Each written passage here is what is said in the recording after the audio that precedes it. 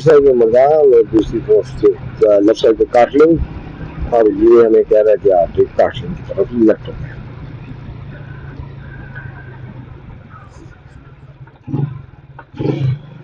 जी काट लें की तरफ हम लेफ्ट।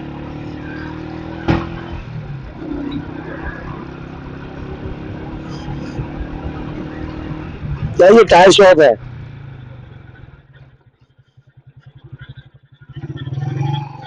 नहीं, ये टायर शॉप हमें मिल गई है। यहाँ पर हम अपने टायर में देखते हैं क्या सिलसिला कार है। अगर इसे उतरो मिल जाए हमें टायर तो बहुत बेहतर हो जाए काम। जी भैया, ट्यूबलेस टायर है, ट्यूबलेस टायर है 125 के लिए।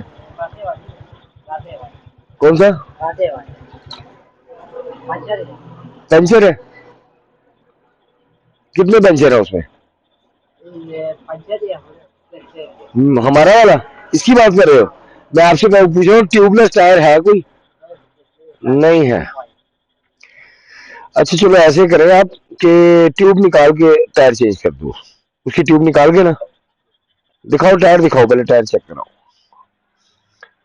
नहीं जी, आपसे मिलते हैं जी छोटी छोटी सी ब्रेक के बाद।